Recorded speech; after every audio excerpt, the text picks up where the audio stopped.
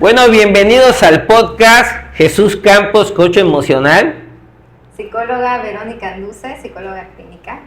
El día de hoy vamos a tener un tema muy interesante, como todos los que vamos a ir presentando, y vamos a hablar sobre las relaciones, todo tipo de relaciones, cómo nos puede afectar el ego dentro de una relación. Pero primero debemos de conocer un poquito de lo que es el ego, ¿no? ¿Qué entender como ego, Verónica? Pues mira, el ego es esta parte donde la persona, ¿sí? Si bien está relacionado con la seguridad, también está muy relacionado con la idea de que solo la persona se mira a sí mismo.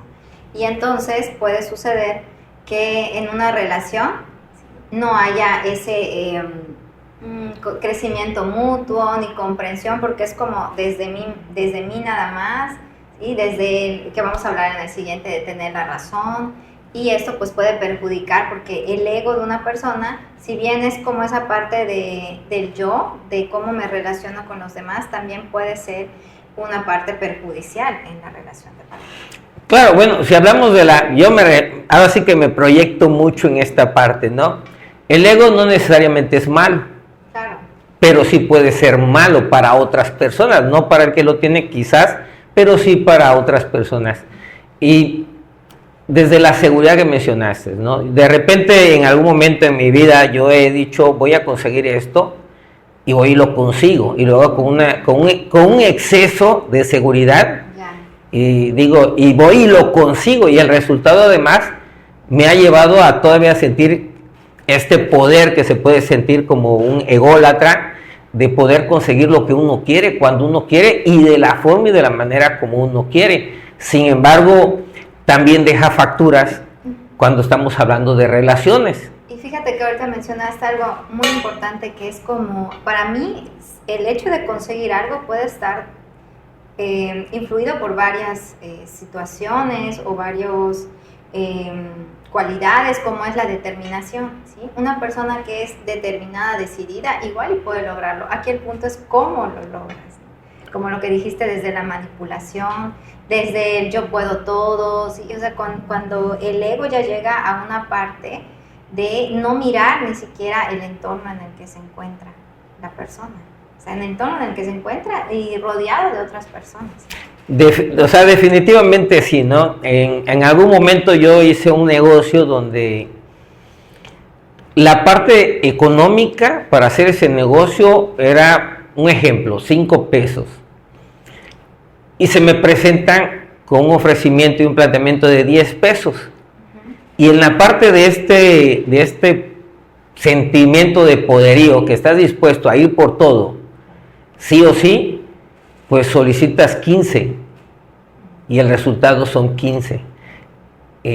Pasa mucho cuando tienes esta determinación, pero si bien es cierto, en lo que viene siendo la parte emocional, sí hay un desconecte de la parte emocional. O sea, yo me siento muy reflejado, porque yo he hecho muchas cosas en mi vida donde yo he dicho esto yo lo consigo, y lo consigo porque sí, y poniéndome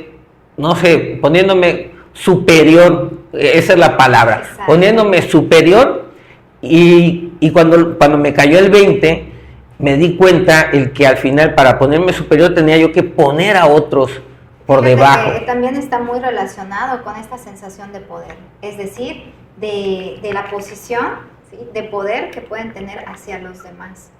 Entonces, una persona que es demasiado desde mi superioridad, ahí es cuando puede tener esa parte positiva de decir, bueno, consigue las cosas, consigue sus objetivos, y se propone metas, y muy probablemente las logra. Sin embargo, también está el otro lado, en el que cómo es las relaciones que tiene, desde amistades, desde familia, desde pareja, y ahí es donde puede haberse afectado, porque estar con una persona que le gusta tener esa posición de poder, generalmente, pues cómo trata a los demás. No, definitivamente, ¿no? O sea, yo he generado muchas personas, y algunos van a ver este podcast y lo sabrán, yo he generado mucha admiración por personas, ¿no? Pero definitivamente el vínculo emocional de las relaciones sociales, familiares, personales, de pareja, no era algo que estuviese al alcance. ¿Por qué? nadie se quiere sentir menos y nadie quiere estar cerca de alguien que te hace sentir menos, ¿no? Entonces, a mí me cayó el 20 cuando de repente me doy cuenta de que en mi superioridad y mi super yo, pues de repente llegas a un momento dices, no necesito ni requiero nada de nadie porque me lo puedo proveer todo, entonces, pero te vas quedando solo en ese momento. Entonces, a mí cuando me cae el 20, también tengo personas que amo mucho y que de repente yo digo, desde dónde estoy actuando y que no he prestado atención de la gente que yo amo mucho, pero que además también me aman y que también le estoy quitando esa posibilidad de convivir con alguien de tú a tú, ¿no? Entonces, me cayó el 20 y empecé pues a recomponer y a capacitarme, porque es lo que requerimos hacer, capacitarnos. Claro, está en constante crecimiento personal, yo creo, ¿sí? En constante mirarse y siempre hay puntos en donde podemos ir, se me fue la palabra, puntos donde podemos ir mejorando, se me fue la palabra, pero es como estar en constante análisis, introspección de nosotros para ver y además en ciertos momentos de nuestra vida necesitamos cosas diferentes, ¿no? Y es aquí también donde este ego, cómo puede funcionar en ciertos momentos o en ciertas situaciones, ¿sí? Como el perfeccionismo del que vamos a hablar más adelante. ¿Ya? No es que sea ni bueno ni malo, sino que hay circunstancias donde puede ser favorable. Bueno, como te estaba yo comentando, ¿no? Cuando me doy cuenta del egocentrismo que estaba yo empleando en mi vida, en la parte laboral y al final de cuentas en la parte social, familiar y de todo tipo, y me doy cuenta lo que se le ocasiona a las personas que te aman, porque las que no te aman no le ocasionas nada, pero a las que te aman sí, más allá de lo que le ocasionas también a los que tú amas, pero a los que te aman, ¿no? Entonces, hago como que una reflexión, un crecimiento personal, que muchas personas podemos llegar a entender el crecimiento personal como algo que solo me nutre a mí, para mí, pero realmente un crecimiento personal es lo que nos nutre a nosotros para con lo que nos rodea. Ese es un crecimiento personal y cuando entendí esta parte el día de hoy, no es una lucha de egocentrismo, sino es el cómo cuando te das cuenta y te cae el 20, ahora te cuesta trabajo ir por el éxito.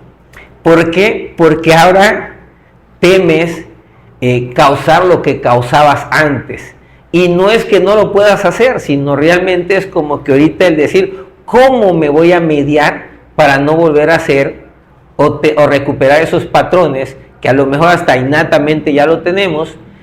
Y volver a ser la persona que habíamos sido antes. Entonces, ¿cómo de repente también decides alejarte de aquellos éxitos por tener unos éxitos diferentes y con el miedo de volver a recaer? O sea, entonces, estoy entendiendo que a ti te pasó algo similar, o sea, sí, definitivamente. Pasar de lograr metas y objetivos y estar ahí. Lo que yo quería. Fíjate que, bueno, de lo que platicábamos, es como, a veces cómo nos podemos ir a los extremos, ¿sí? Entonces, una persona con demasiado ego es esto, ¿sí? Se va al extremo y cómo eso puede perjudicar lo que ya hablamos, las relaciones de pareja, las relaciones sociales, incluso el trabajo, ¿sí? Por las relaciones que se pueden crear desde el solo yo, tal vez se me recuerdan algunos trabajos en donde es el clásico de que para subir, ¿no? Tienes que pisar de abajo. Y esas frases que tenemos como culturales de si voy a estar en el éxito, otros tienen que estar, ¿no? Claro, desde esa posición de poder y desde esa posición de aquí yo nada más cuento y no me interesan los demás. Sin embargo, también nos podemos ir en el otro extremo, ¿ya? Y es lo que a veces sucede con algunas personas o situaciones. De un extremo pasan al otro extremo. Y es como ir encontrando ese punto medio, ¿sí? Que sí se puede tener ese equilibrio. Y no es que ya no sea una persona exitosa o que no busque el lograr proyectos, en fin, metas en su vida, sino es que cómo logran esas metas. ¿Sí? Desde el no me interesan los demás, desde el solo yo cuento, solo mis intereses, solo me miro a mí mismo, o desde el cómo están también las personas que me rodean. ¿Cómo llego a esa meta? ¿Cómo llegas a ese punto? Pero fíjate que aquí la parte, ¿no? Que identificando, ¿sabes? Identificando qué es lo que pasaba cuando me iba yo al extremo. Y de aquí nos podemos adelantar o tocar un poquito el tema del perfeccionismo. Cuando en ciertos lugares o situaciones también es positivo. El hecho de tener un ego elevado también es positivo. Sí, definitivamente hay sus resultados positivos. Sin embargo, ahí es como evitar estar en ese extremo que puede afectar incluso el entorno en el que ya se desenvuelve la persona. Pues eso requiere mucho trabajo, mucha asesoría, mucha preparación, mucho empeño y muchas ganas de cambiar las cosas. Sobre todo es como darse cuenta que están ahí, ¿no? Porque una persona con esa característica generalmente, pues, el siguiente punto que es tener la razón. Bueno, aquí fíjate que aprovecho ese punto. Hay frases como el que para subir hay que pisar al de abajo. No considero que como ególatra o egocentrismo tengan ni siquiera esas ideas. O sea, no existe una segunda persona. Como egocentrismo no haces las cosas ni siquiera pensando en quién va a estar abajo. O sea, ni siquiera viene ese pensamiento de yo tengo que estar arriba. Es simplemente, lo puedo hacer, lo hago. O sea, es una sensación de mucho poder, pero que al final te aleja de la parte humana, de la parte sensible, de la parte de contemplar a los demás. Y no es como el típico en la política, ¿no? Para subir yo te voy a pisar a quien sea. No es esa manera. Pero la parte no lo hacen de manera consciente. Exactamente. O sea, es como en ese estar ensimismados, ¿sí? Pierden de foco. Así es. A todas las personas. O sea, es esa parte. El ególatra no lo hace por ser una mala persona, no lo hace de manera negativa, no lo hace lo hace porque puede. Pero en ese porque puede, sin darse cuenta de manera consciente. Creo que es importante tampoco, o sea, no restar la responsabilidad, ¿sí? Porque es como, lo hago de manera inconsciente, no me di cuenta, porque bueno, también en algún punto sí se nota, o sea, sí lo nota. Sí se nota, pero no se comprende, mira, no se comprende porque yo tengo una frase que ya la he ido cambiando y de esta manera, si alguien maneja una nave espacial, todos podemos manejar una nave espacial. Lo único que requerimos es dedicarle el mismo tiempo que le dedicó el otro y los mismos estudios que le dedicó el otro. O sea, mi parte era contemplar el de que todos podíamos todo si nos los proponíamos. Sin embargo, hoy en día ya puedo entender que son muchos factores. A lo mejor no todos podemos todo, y además quizá no todos queremos lo mismo, ¿no? Entonces es esa parte. Entonces la parte de que si alguien no remaba la velocidad que yo remaba, la presión para que reme más era porque sí puedes remar más. Sí, es como igual ser empático con los demás y ser comprensivo, de entender que todos tenemos diferentes intereses, diferentes tiempos, diferentes cualidades. Y no nada más estar mirándonos y pensar que porque yo quiero esto, pues todos los demás van a querer lo mismo o van a sentir lo mismo, ¿ya? Y hay una frase en esa de trata a la persona como te gustaría, ya se ha ido modificando por trata a la persona como quisieras. Como quisieras, exacto. Porque entonces solo voy a mirarme a mí y en cómo me gusta a mí, que me traten, cuáles son mis intereses, y digo, pues todos los demás tienen los mismos. No, cada quien tiene intereses diferentes. Un tema para relación de pareja. Sí, ¿verdad? Sí, ese es un tema, ¿no? Es que si yo te hago esto, ¿por qué tú no me lo haces a mí, no? Entonces, es un tema de relación de pareja muy bueno. Bueno, pues yo creo que con esperamos quizás no confundirles tanto, darles un poquito, en mi caso, cuando de manera consciente me doy cuenta de lo que ocasiono y de que no todos podemos hacer todo, la aceptación, y que no todos queremos lo mismo, la comprensión, es donde pues empiezo a tener otro tipo de relaciones con las personas, otro tipo de relaciones. Tenía yo muy buenas relaciones, ahorita tengo unas relaciones de mayores vínculos que antes no habían. Entonces, y digo, para ir cerrando, ¿cómo le hiciste? Desde tu experiencia, que creo que es súper valioso, porque si alguien se encuentra en esa situación, ¿Cómo le hiciste para darte cuenta de cómo se sentían los demás o de que estas relaciones estaban quebrantando? Que estaban, bueno, primero que nada, excelente pregunta. Cuando eres ególatra, tienes mucha capacidad de comprensión, de vínculo emocional, no tanta, pero sí de comprensión. Para mí fue tan fácil, muy, muy fácil. Escuché a personas que mencionaban cómo se sentían cuando eran tratadas por ególatras.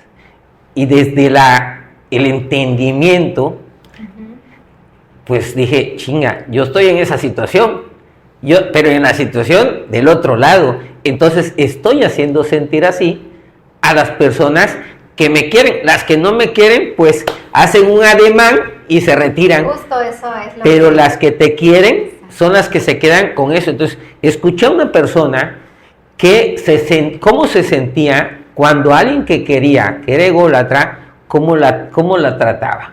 Entonces, lo único que me bastó fue eso, escuchar. Poder escuchar a otras personas, no en mi vínculo, me abrió mucho la parte. Como ególatra creo que nos facilita escuchar información. O sea, creo que ese es el punto al que quería llegar, porque en algunas ocasiones la persona ególatra tal vez no esté interesado incluso o interesada en modificar, ¿sí?, sus acciones, su forma de actuar, su forma de sentirse, y ahí va a depender mucho también de las personas que lo rodean, el decir, lo que tú dices, lo que tú haces o esto que me hiciste me hizo sentir de esta forma. ¿Ya? Y también es adecuado identificar cuando la cercanía con una persona ególatra no te está haciendo bien, te está haciendo sentir, ¿no?, a lo mejor desde incapaz, etcétera, inferior, ¿no?, todas las cosas que puedan generar. Y ahí va la responsabilidad de decir, oye, ¿sí?, marcar límites. Y tal vez la persona modifique algo. Pero bueno, eso también me lleva a un tema de algunos tipos de violencia, que estaría genial que toquemos más adelante, porque ahí sí son mis temas favoritos. Bueno, más bien que tengo bastante conocimiento en eso y sobre todo la práctica de atender a mujeres que viven situaciones de violencia. De violencia, muy bien. Bueno, pues vamos a terminar. Tenemos experta en el área de violencias, a mí me encanta la parte del amor, así que vamos a tener muy buenos contrapuntos para estarles compartiendo. Muchas gracias por acompañarnos. Jesús Campos. Verónica Luce, psicóloga. Nos seguimos viendo.